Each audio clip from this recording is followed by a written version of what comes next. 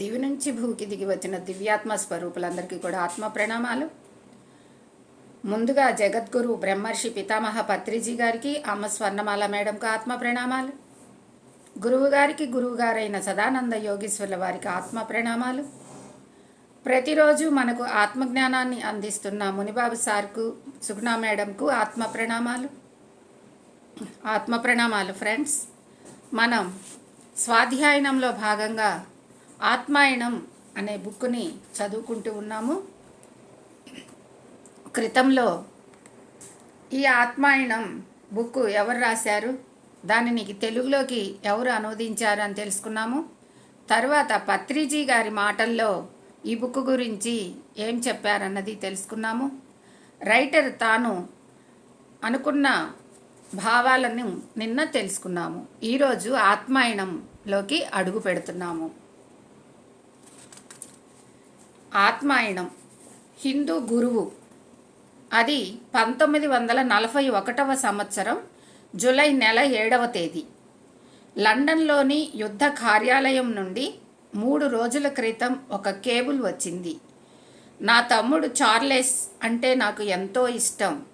Charles 2వ ప్రపంచ యుద్ధంలో ఇంగ్లాండ్ తరపున యుద్ధం చేస్తూ చనిపోయాడు అని వార్త వచ్చింది కేబుల్లో. దాని గురించి ఆలోచిస్తూ ఉన్నాను.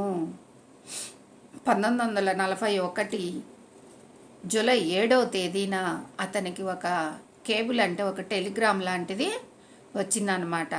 అతని తమ్ముడు మరి చార్లెస్,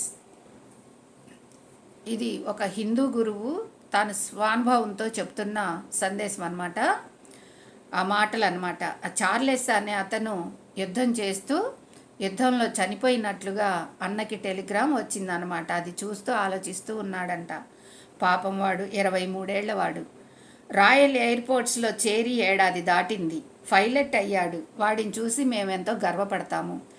21 సంవత్సరాల వయసులో దుండు ముక్కలాగా ఆరోగ్యంగా ఉండి తన దేశం కోసం తన వంతు సేవ చేయాలన్న వాడు ఎవడైనా రాయల్ ఎయిర్పోర్ట్స్లో చేరకుండా ఎలా ఉండగలడు?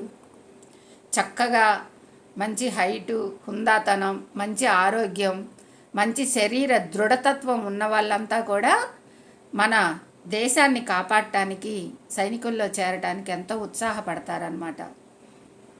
అట్లాగా బాగా యవ్వనంగా మరి 21 సంవత్సరాలు మంచి ఆరోగ్యంగా ఉన్న నా తమ్ముడు కూడా ఎయిర్పోర్ట్స్లో చేరటానికి ఉత్సాహం చూపించాడని చెప్తున్నారు ఇక్కడ. మాకు ముందే తెలుసు పైలట్ జీవితానికి ప్రాణభద్రత ఉండదు అని. పైలట్ అంటే పైన ఆకాశంలో విమానాలలో తిరుగుతూ ఉండాలి.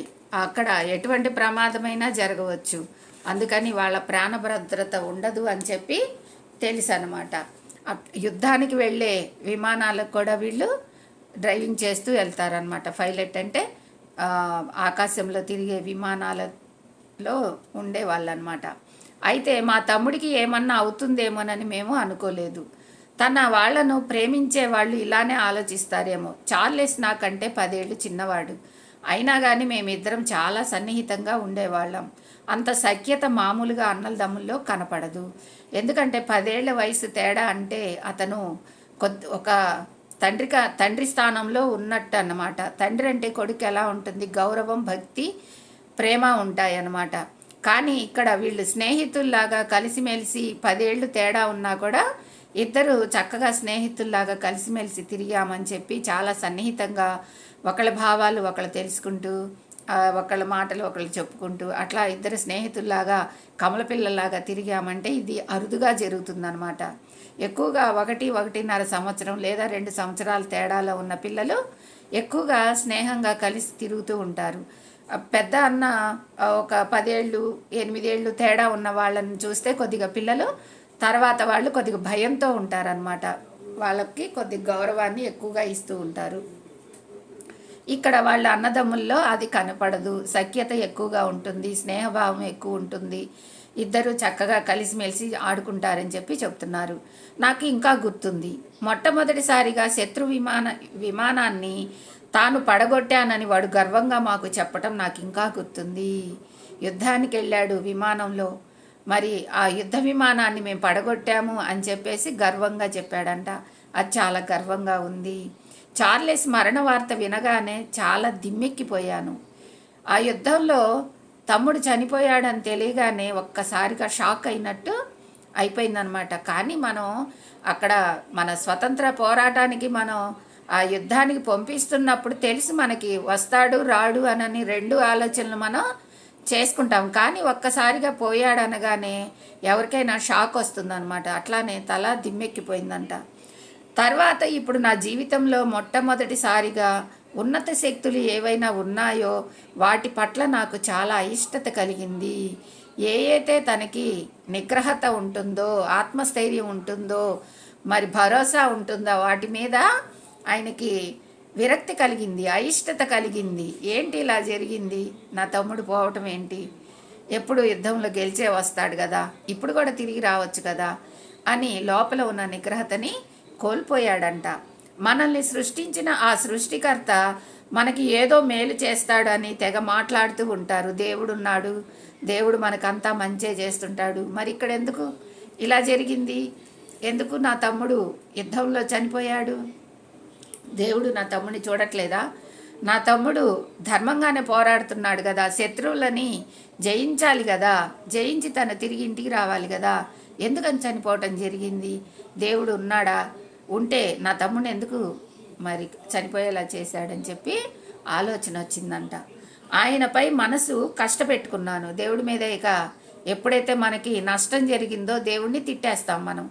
మనకి ఏదైనా ఉపకారం జరిగి మనకు మంచి జరిగింది అనుకో, దేవుడు ఉన్నాడండి, దేవుడి దయ వల్ల నాకు ఈ మేలు జరిగింది, ఆ దేవుడి దయ వల్ల బిడ్డ బతికి బయటపడ్డాడు, దేవుడి దయ వల్ల నాకు నేను సుఖంగా ఉన్నాను, దేవుడి దయ వల్ల నేను ప్రాణాలతో ఉన్నానని చెప్తాము. అదే మనకు కష్టం జరిగితే ఆ దేవుడు అనేవాడే లేడు, ఎక్కడున్నాడు ఆ దేవుడు, ఎందుకు ఇట్లా చేశాడు నా జీవితాన్ని, నా బిడ్డను ఎందుకు పోగొట్టాడు, నా భర్తను ఎందుకు పోగొట్టాడు, దేవుడు ఉంటే నాకు మంచి చేయాలి కదా, నేను ఎవరికి అన్యాయం చేయలేదు కదా అని చెప్పి దేవుడిని తిట్టడం మొదలు పెడతాం అన్నమాట. అది మన మానవ సహజ గుణం అన్నమాట. అది మనకి మేలు జరిగితే పొగుడుతాము, కీడు జరిగితే దూషిస్తామన్నమాట. అట్లానే ఈయన కూడా మనసు కష్టపెట్టుకున్నాడు దేవుడి మీద, దేవుణ్ణి అడుగుతున్నాడు, అనుకుంటున్నాడు, ఎందుకు దేవుడు ఇలా చేశాడు, నా తమ్ముడిని నాకు ఎందుకు దూరం చేశాడని చెప్పి మనసు కష్టపెట్టుకున్నాడంట, కోపగిచ్చుకున్నాడంట. కోపం వచ్చింది దేవుడి మీద బాగా.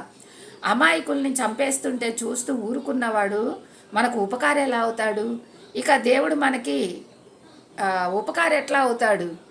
మనకి దేవుడి సన్నిధికి మనం ఎలా వెళ్ళగలుగుతాము? మనకి మేలు చేస్తే కదా దేవుడు, మనకి కీడు చేసిన వాడు దేవుడు ఎలా అవుతాడు? రాక్షసుడు కదా అని చెప్పేసి ఇక కోపం తెచ్చుకొని ఇంకా ఆయన తిట్టడం మొదలుపెట్టాడంట. నేను కేథలిక్ క్రిస్టియన్గా పెరిగాను, మరి అంత జడ సాంప్రదాయం కాదేమో, క్రిస్టియన్ లాగానే చాలా విషయాలను అంగీకరిస్తూ ఉండేవాడిని. తను క్రిస్టియన్ అని చెప్తున్నాడు, క్రిస్టియన్గా పుట్టాడు, క్రిస్టియన్గా పెరిగాడు. మరి ప్రభువుని వాళ్ళ సాంప్రదాయాలు అయితే ఉన్నాయో వాటిల్లో అంతగా లీనం అవ్వడంట. అంటే వాళ్ళకి కొన్ని కొన్ని ఉంటాయి, వాళ్ళు చెప్పేవి కొన్ని